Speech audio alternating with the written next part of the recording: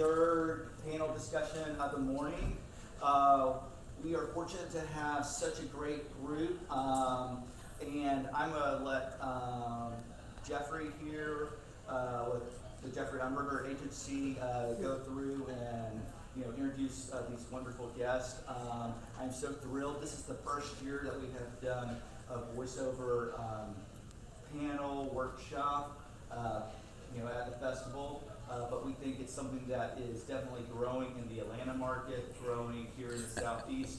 So we wanted to not leave out with this important area, especially with all the animation, ADR, and everything else that's going on. So thank you, Jeffrey, and to all of you for coming out. Let's give them a hand. Thank you, Jeremiah. Thank you guys for coming, and thank you, Jeremiah, for including voiceover. It's so random because we're sort of bottom tier. It seems like sometimes we're the last part of the journey in a production usually, and it seems like we were the stepchildren. But voiceover is completely mushroomed in the last 5 years. I owned and operated Umberger Agency for the past decade. And before that, I was an agent at a big top full-service talent agency in Atlanta. And in that period of time, I've noticed how voiceover has begun to sort of snowball and take its seat in the digital world. So there's people in their closets all over the world auditioning for things that are in other cities, and they don't have to be there live anymore. So it opens up everything to us all. So, and we're getting noticed more, I think, because of there's a few celebrity voiceover people that sort of bring notoriety to it. You have these animated series that go on for your entire life, like The Simpsons. These people are now wrinkled and still to sound like the kids that they've been playing all their life. It's a very fascinating thing because of your image of your own self is really not usually known. You can be any kind of person, be it large or small or old or young or whatever. It's all according to what your voice sounds like. It doesn't matter at all what you look like. And I like that part a lot too. But that in mind, I only wanted to get the most attractive panel. I happen to be lucky enough to represent all these people too. I didn't have them here just because I represent them, but they're the best, and so that's who we work with. To my left is Widdi Turner. Widdi is a producer. She is on the Food Network show, not Meet the Browns. It's, Alton Brown. There it is. Good Eats. Good Eats. She has had so many amazing characters on Good Eats. What's the main one that you have? Francis Anderson, his She's stalker. the stalker. And I'm shooting a new episode next month. Next month, it's He's coming back. Yay! And what was it that the one that we worked together with where you voiced? It was a couple years ago. It was the little balloon or something, or. What was that? I'll come back to that. More coffee. September Day Carter. Limitless abilities, and she coaches, and she's married to another actor coach. And is your focus now, is it with video game, or is that your husband's focus? It's my husband's focus, but I'm lucky enough to piggyback on that from time to time, which is nice, because like video games is not my thing. But yeah, when you have somebody that you're married to that's like, read this, I'm like, okay, fine. He's like, I'll do laundry if you read it. Yes, I'll read it, no problem. So, there was an article in the AJC that they were both highlighted on, and the pictures that they took were fantastic. Yeah, they were fun. That was fun. Very fun. Yeah. And we have Dane Reed. Yay! I clap for myself all the time. He gave himself There it is. Yes. Dane Reed has just given himself the clap. Yeah. Oh! I gotta put that one in my back pocket. Sorry, it's too early in the day. Dane Reed, are you still the voice of the Harlem Globetrotters? No. Dude. I am the voice of Georgia State Panthers now. Even better. Yeah. Even better. Yeah. That's awesome. WCLK? You're still... WCLK, still the voice of WCLK as the official imaging voice, and the official imaging voice of several radio stations around the country, and actually one in Lagos, Nigeria. And also just started doing some TV stuff for another client in Nigeria. It's imaging, right? It's actually promo stuff. Cool. Yeah, for a TV station that they started out there. Once you get into imaging, I guess you get sort of a family of networks all around the country. You can hear Dave announcing that this is WSB radio or whatever it might be, or WSB TV. It's fascinating because that's sort of a little niche. And Tony Messano has just started in voiceover. Last week. Okay, you are awesome. And Tony's career goes back. When did you start, Tony? 1,000 years ago. Yeah. 1,000 years ago, just The before. earth was still cooling. Like when he opened his mouth just now, didn't you go, Oh, yeah, Yeah, of I course. get He's it. a- Yeah. he's a talent, yeah. What is the ad that we hear you on currently? If you're a guy over 40 and you don't feel like the man you used to be, Oh, it's an all-natural man-boosting breakthrough. yes. Samples are not available in stores. No. Yeah, so When I first heard that spot, I thought, Tony's going to giggle when he hears this. It sounded like doing this ad. And then I realized that is Tony. yeah, my daughter, the first time she heard it call, was like, Dad, what are you, I was like, just paying for nursing school. No kidding, right? Yeah. So, Tony and I are gonna talk later. there you go. That doesn't help him. I haven't been feeling like the man that I used to be. And it's, I feel strange here not knowing who's booked what, because they have other representation, they find work on their own.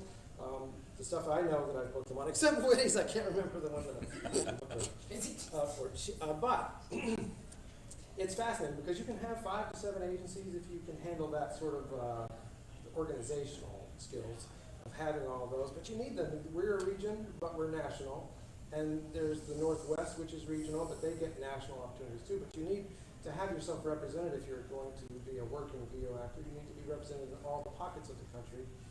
And sometimes multi-listed in the same city. We have limits to what is manageable here, but I have my own buyers, and another agency in town will have their own. So if you're with 2 or 3 agencies in the same city, it's still workable. You just treat it fairly and communicate with your agent about what's the pecking order. How many people here in the room are actually VO actors? How about that? Done some. You have done some? And anyone on-camera actors? All right, cool. And the rest, what are you? Why are you here? Wandered in here for the next panel. So filmmakers, producers, directors? A lot of nodding there. There we go. Okay, cool.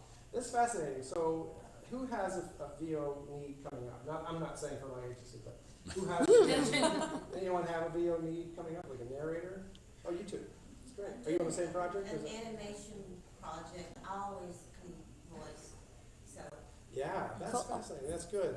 Well, we always That's need work. that's my agent right there. Yeah, I'm a member of agency. That's right. No, that's great. Lisa is a producer here locally, and I know you have.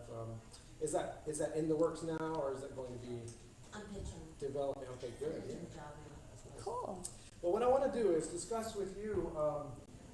I guess what you guys are used to, sort of juggling is your budgets for your films and your crew, where to find it. Are you all local to Atlanta, or are you from other parts?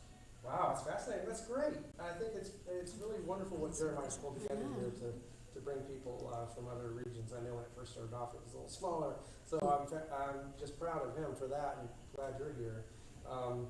We have among us people that are making a living in voiceover, and hopefully you're making a living in your part of the entertainment world. And what this panel has done is diversified themselves. They have to find ways of even if it's just voiceover. I know a lot of these people do on camera as well. But regarding their voiceover work, they're diversified in that they produce as well as voice, or they coach as well as voice, or they announce, and they the typical voiceover is not known to be an announcer for a game or but that's all tied in there, and you find your veins of gold that can help you bring it all in. And Tony, has been on the producer side as well, right? Tony, tell us about, was that where you started first? I started in advertising, so I worked for a long time for agencies. I was an art director, creative director, and I would write and produce spots, and when you present them to clients, you know, there'd be people in the room, and I would do scratch read or something, and the clients were all like, "Why don't you do it?" I'm like, "Why don't I do it?" So took some classes with the immortal person Paul Armbruster.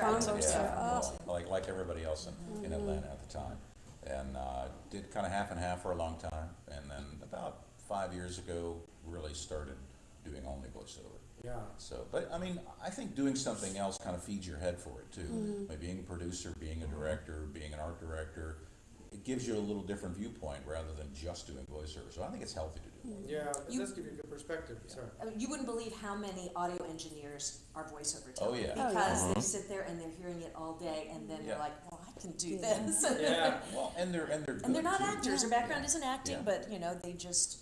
Yeah, so Jason it doesn't Jason have to be. Chadwick, Tommy Smeltzer. Yeah. I mean, Reed, Jimmy. Reed's doing it, yeah. Yeah, that's right. They have Lots. they have the ear for it, and it's so important. And I know you guys all are very diversified in filling many jobs on your productions, and what you're pulling together is like you have to be several arms of a person to make that production happen. And it does give you perspective. You understand who you're directing, or you understand better their stance on it. I think coming from an advertising standpoint too, he understands the need for what's inside. What happens inside the session, how quickly it must go, and what not to say. And also what's really important in a script. I mean, you know, we all have to look at scripts and realize what's important to get across. And sometimes that's not obvious. And I've kind of been through that pain. Yeah. So Yeah. it helps to analyze scripts as well. And you just got back from LA from what was the So I just came back from LA a couple weeks ago, maybe 2 weeks ago, from the Worldwide Radio Summit. So primarily what I do, like I discussed, was the radio imaging. I got involved in voiceover because I heard some really powerful, big voice guys on the radio, like Pat Garrett, who really, like, you know, I'd listen to him and I was like, wow, he's so creative. And so I knew I wanted to do radio imaging. And then I found kind of a niche in producing local nightclub commercials, because I realized, wow, these guys need commercials all the time, every week. All these nightclubs need commercials. So I started producing those, and then also started getting into the actual radio imaging side. Well, that's brilliant. So you created the work. Yeah, I created the work. Something to remember. Right. I go around, and since I was already, you know, in my 20s, and I was partying with these guys, I just solicited them for the work. Started doing that, and once my voice was heard frequently enough here on the radio here in Atlanta and throughout the country, started soliciting stations for work, and then so I actually just picked up a new radio station maybe the day I arrived in LA.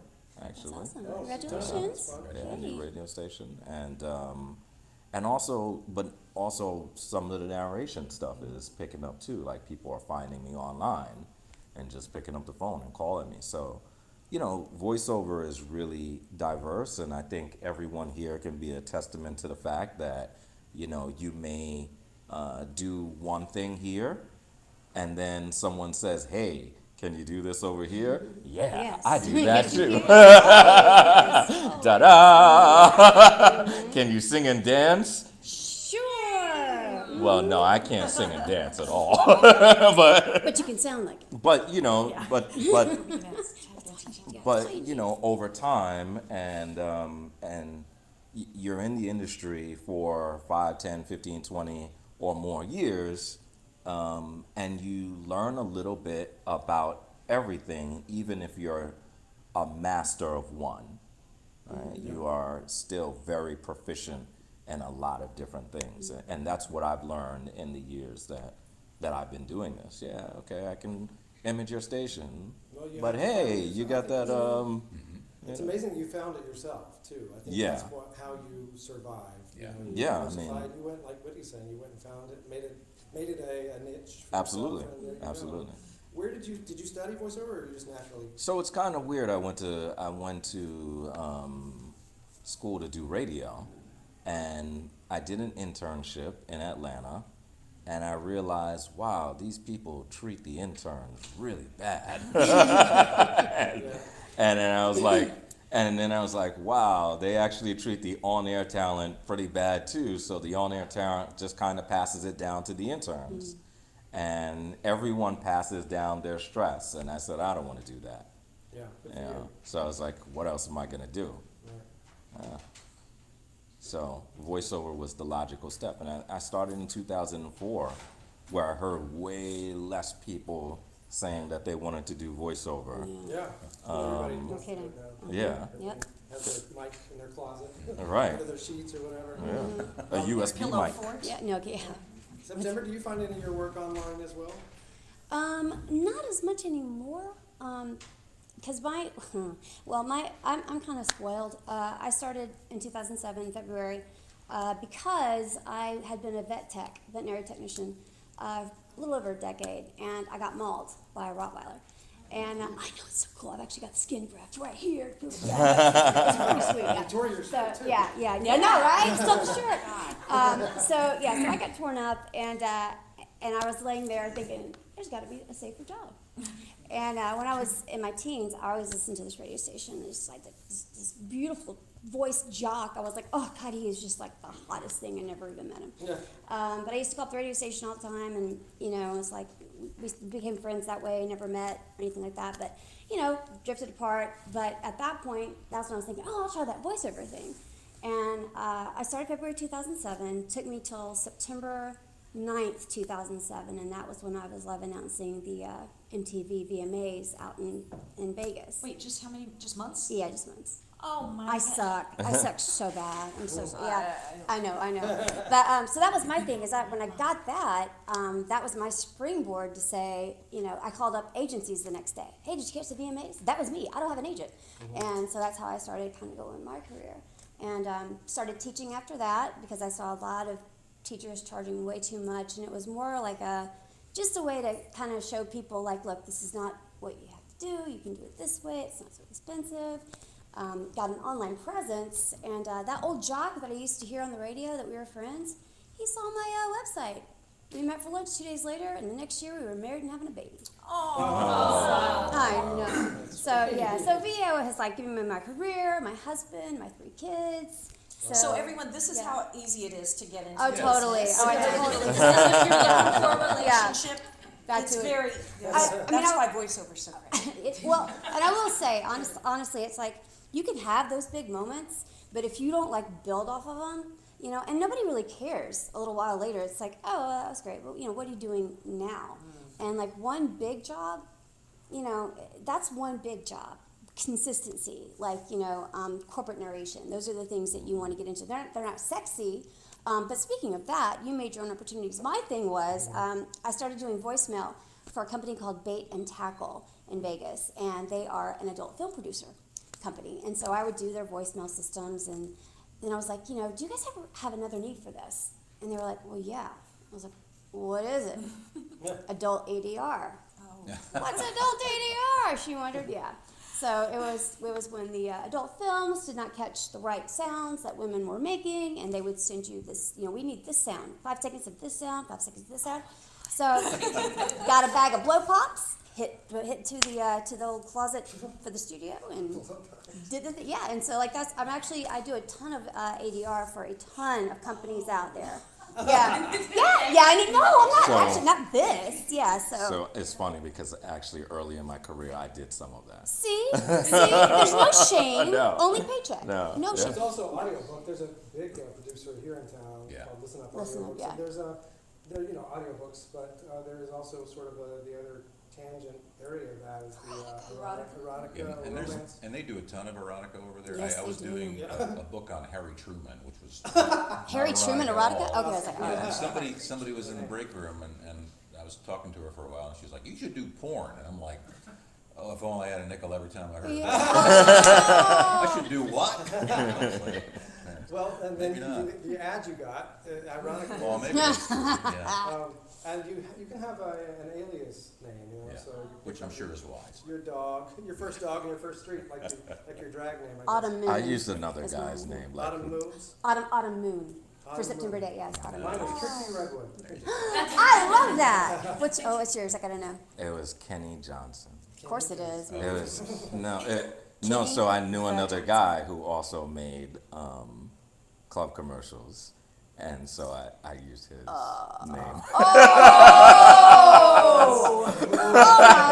Oh, that is. We used to be friends, Yeah, and then yeah, we stopped yeah, being yeah, friends, so I started exactly, using no. his name. Oh I my. don't think he ever found out. Don't even. I was like September. No. Well, you know, it's okay. Well, I love your name, September Day. That's Thank you. just beautiful. Aw, thanks, Mom. Yeah, thank you, yeah. So Widdi is a well-known producer in town for radio especially, and she does a lot of the Georgia Lottery radio spots that you hear. When you're in the casting process, for these people that might be casting films or, you know, casting anything, let me get your perspective on the process too. I know you have to. So I work for ad agencies on that level, and then their clients will be the lottery or Norwegian Cruise Lines. And is that my mom calling? No, I'm just kidding. I said she always calls around noon. And it's a union ad agency. It's a signatory, so we go through agencies that represent union talent, but also being in a right-to-work state, and the client being a local client, and the spots only airing here. You know, we can use non-union, and they sign a union contract for the job. So I reach out to people like Jeffrey and several other agencies, and we send them the specs. They send us a whole lot of auditions, and I honestly rarely listen to them because there are so many, and nobody wants my opinion. I'm just the producer, and I'm just the money and the schedule person. But the creative director, like Tony was, will listen through, and then they'll make selects, and they'll give them to the client. The client, in this case, would make the final choice. Woody, And can I interrupt? How many auditions do you typically get for? it so a depends, lottery because spot? if the audition says a guy 30 to 40, Oh, God. all ethnicities, Oh God. You get everything. then you get everything. And then when it's like, we just used A. Smith Harrison, who's got this, he can do this super deeper booming voice. But that was a very specific niche, and so it's a smaller group. It just totally depends. And so you just got to know that it is a very subjective business of deciding who's going to be the voice. And I'm telling this to talent, that you cannot take it personally if you don't get picked. And you may think that was the best audition you ever gave. But there's someone else out there who gave their best, and maybe that was just a little more. You know, it's not like everyone's like, but I was so good. I'm like, yeah, but there were 400 people, you know, so you just got to keep trying and keep putting yourself out there. And I think the quality of your audition is really important to try to make sure, because I honestly think that there could be someone with a really good voice, and the quality of their audition, the way they recorded it, didn't come through quite as well, and psychologically it's going to affect. They might pick someone who maybe is not as good, but they obviously knew how to make themselves sound quality-wise, and that can really balance it. So always try to put out the best quality that you can. It's fascinating too, the idea of someone doing a scratch just to put the voice in place while you cast. Some scratchers win the job themselves because they do so well. And then some spots you hear on the radio, you think, oh, that must be a scratch because that's not very good. I stuck with the scratch and didn't find it. But I think, you know, our friend Brian had a whole career and a whole running gig off being a scratch. Was that your job? I think so, yeah. I produced Time Warner Cable Digital Phone a decade or so ago. Or, oh my God, almost 2 decades. Anyway, and he was working in the building, and I was like, well, can you just record the scratch for this? And he ended up, it was a union job, and it was his first venture into voiceover, I think, and he ended up being the voice of Time Warner Cable Digital Phone. So He had done a scratch. See? just Yeah, to for lay down years, them to hear their and words. now he's just working all the time, and I keep asking him for commission, and No, yeah, I do It's too. not gonna happen. But I get dinner every so often. Every now and then. Thanks. Can I find out who, did I ask who, it was an actor? There's you're an actor, you're an actor as well, and you two in the back now. Okay, good. And what is your ability to audition from home for even your on-camera stuff? Do you have a setup that you do, that you record yourself from? Rudimentary. Yeah, very simple. What's it called? No, he's just saying it was rudimentary. Oh, rudimentary, yes, that's right. That That works. should- you should that name works. it that. Yeah, I would love that. That is awesome. Sell it. Everyone has their own audition mic now, but a lot of people have their, it's a quality, a broadcast quality audition too. So you can book things from your audition mic at home, and it opens up your ability to accept jobs from all around the world. And a lot of buyers aren't paying for a studio anymore. They're wanting the talent to have their own rig, which I find it's tough for me to swallow, because all that savings that they were usually putting into studios, now they're putting studios that sort of out of business, or making them rethink their thing, and not passing that money that they're paying for the studio on to the talent. So I think, Dane, you have a broadcast quality mic, don't you, or studio? Yep. He has a studio. He has a studio. You have all. They all. I You don't. all do. You don't have it yet. But I think that's good, because it means that someone is with someone in the studio. But I'm always in a studio, Yeah, so so I'm you're always like, while accessible. I'm here, can Yeah. I hop in the booth? Well, you can always come by our studio. Thank you. Just I will. that's Well, you know what? That's the one thing. Just what September did right there is the one thing that sort of separates Voiceover from the rest of the pack, is that as competitive as it is and as it's becoming, everyone is so generous. We just had the Voiceover conference here in Atlanta called VO Atlanta, where they came up with the name. It's crazy. It's a crazy name. And it's grown. I think they had 700 people this year, and everyone hugged everyone and gave help. Like, you can use my studio if you want, or here's my agent, It's like, oh yeah, somebody's like, or you can say, people will be like, I'm in Charleston right now and on vacation, and I just got this gig. Does anybody know someone with a studio in Charleston? Yeah. People Yeah. will They just always do. volunteer. Yeah, Come over to my they house. always do. Yeah, Yep. such a giving, we've all been on the other side, I think, of this business, and we can kind of bring that experience of it being a little more close to the chest, what people, or your peers might give you as far as help or assistance. And Voiceover seems to be the most giving. I don't know why that is, but I'm proud of it and glad about it.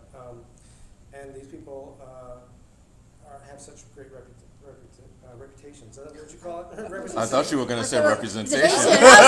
Well, They have such yeah. I want to great say representation so representation. bad. There is really only one person that's in the world. I think that that giving nature, I think, comes because people in voiceover are not.